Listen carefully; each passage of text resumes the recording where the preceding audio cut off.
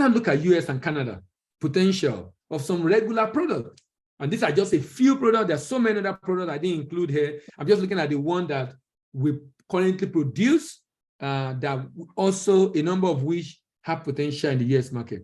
If you look at the US market, a very huge market, of course, 2.7 trillion import. Now, US is the largest importer in the world, largest importer in the world. And because US control about 1/3 of the world purchasing power. So it's not surprising that we have this demand in the US of different products by the US. Nigerian import, by the way, is less than 60 billion. The whole of Nigerian import is less than 60 billion.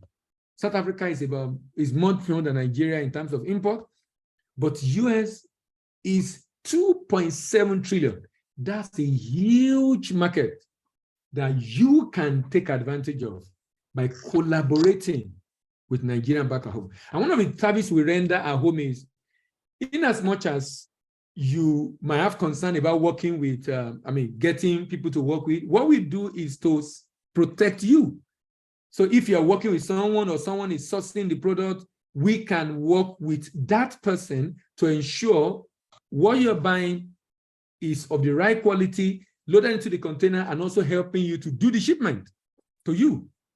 Now, because so that at the end of the day, you are not here, but you have your eye here to be able to ensure professionals are working with you to also ensure that the goods are well packaged and shipped to you for you to be able to distribute in the American market. So a huge market. Let's explore some part of this market in the US. Oil products alone is 11 billion that US is importing, from rapeseed to palm oil to pure olive oil to coconut oil to stearic acid to pure vegetable oil to margarine to soybean oil to glycerol to seed oil to feed oil to bovine and sheep and goat fat. $11 billion import of US alone. Import of US alone for oil products. Let's check up on that product.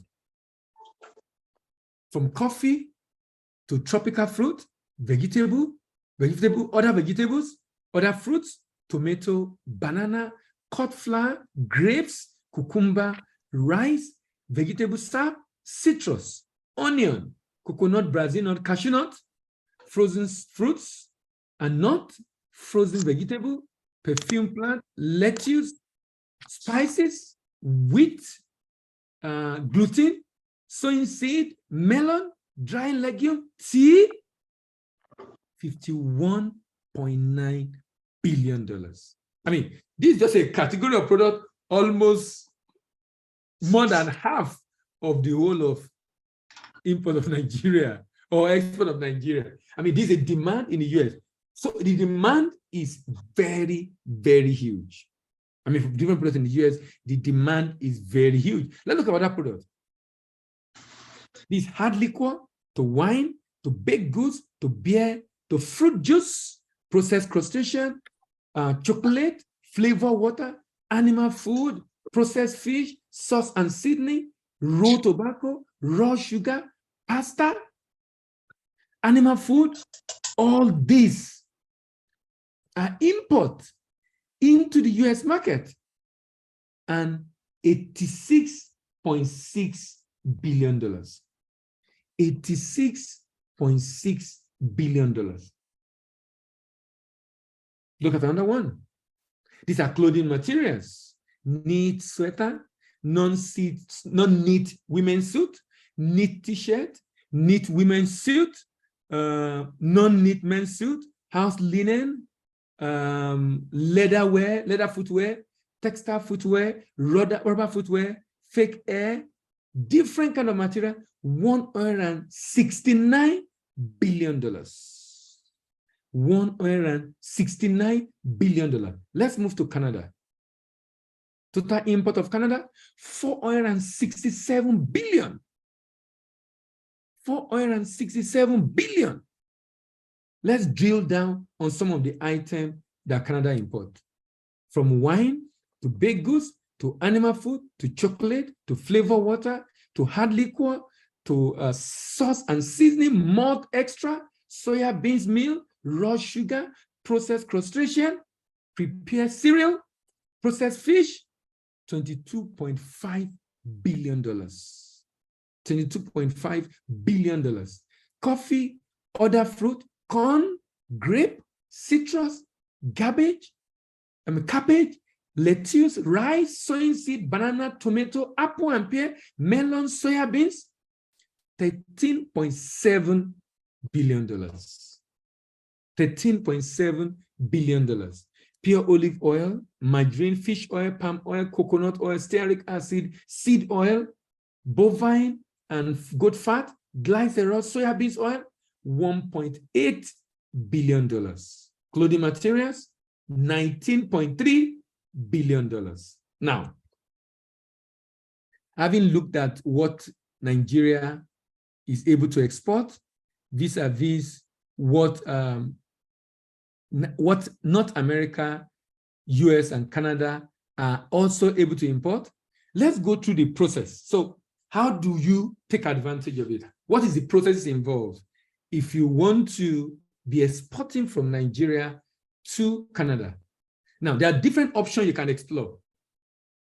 You can decide that you want to just be a buyer who import and distribute, or you want to be a representative who is not going to incur cost of importing and distributing, but representing businesses and helping them to find buyer, and of course, earn commission on every transaction with the client you get for them. You cannot go decide and say, look, I want to set up a branch in Nigeria. That means I have to get a limited liability company registered in Nigeria with export as one of the objectives of that company. And then, of course, I'm able to get my export license certificate and do the shipment from Nigeria and ship to myself. That means I am shipping to myself and distributing it. There are different options available you can explore, depending on the time you have on your hand, the advantage you have in terms of structure you have, both in Nigeria and in the US, and whichever one that catch your fancy. But the idea is this: there are options you can explore. In fact, for the lawyers, you can say, look, I want to help Nigerian businesses to recover, to help them get buyer and recover debt. I mean, they've shipped, payment is not made. I want to help them recover their debt in Nigeria so that their debtor can pay them. So there are different ways you can actually support, and in the process, of course, earn income. Let me go through the process. First of all, is preparation. I will spend some time talking about preparation later on when I talk about export readiness. But preparation is at the point where we are asking important and critical question: how ready is the business? Export readiness. How ready is the business? What are the things that need to be done to become export ready? Those are the things we'll be talking about under that, and I'll talk about preparation later on. Then promotion.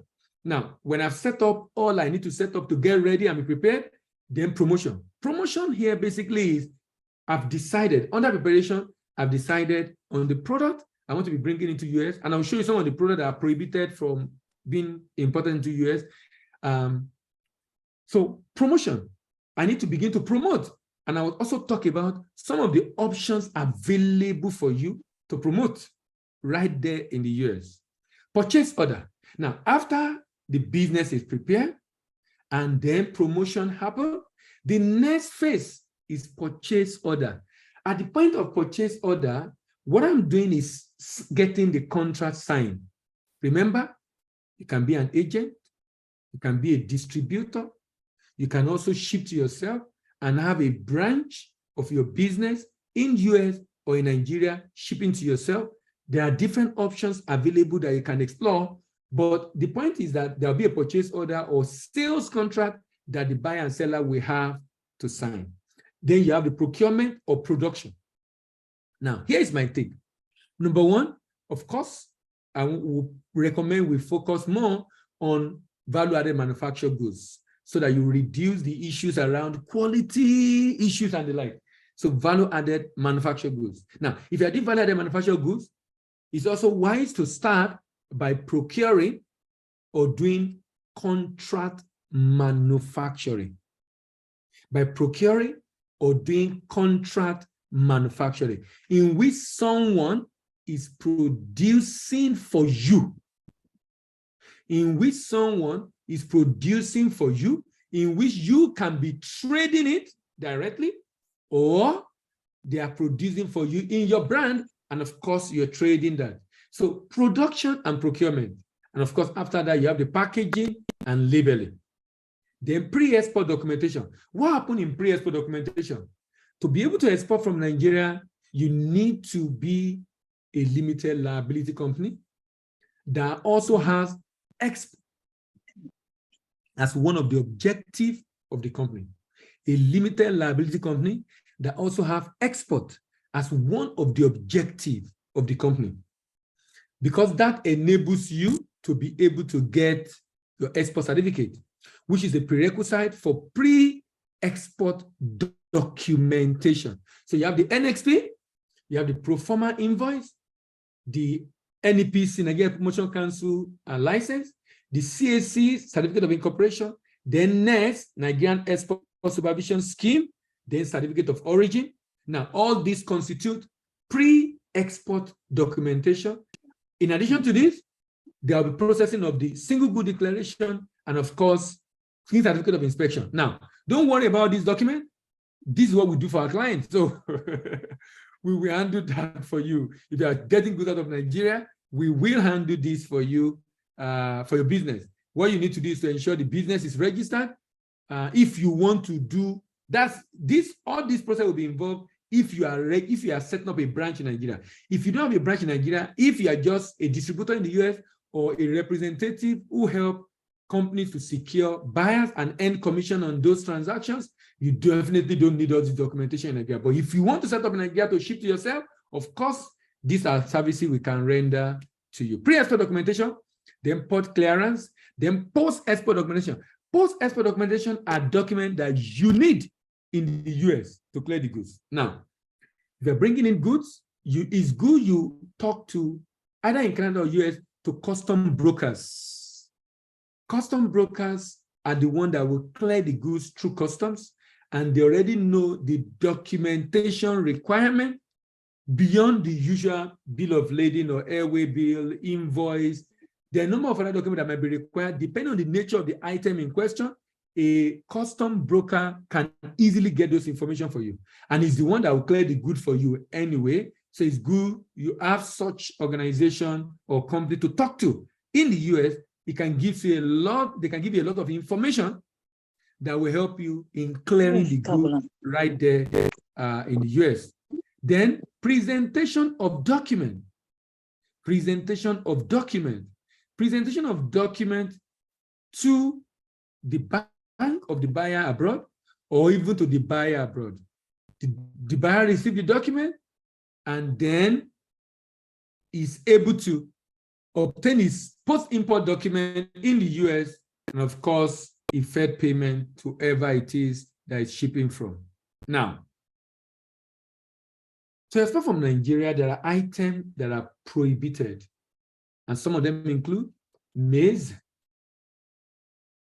timber, rawhide and skin, scrap metals, unprocessed rubber, latex and rubber lamp, artifacts and antiquities, wildlife, animal classified as endangered species, and all imported goods. Now, list of US contraband, goods that have been prohibited and restricted from import into US. Dry snail. Dry snail are not authorized to be imported into US because they threaten to become a successful invasive species and become a severe agricultural pest. Exotic snail can be highly invasive, causing havoc on agriculture and human. Vegetables, such factors as are important because of fresh fruit and vegetable can introduce pests. Dairy products or milk, animal skin, chicken products, seeds, rice, designer products, and root products.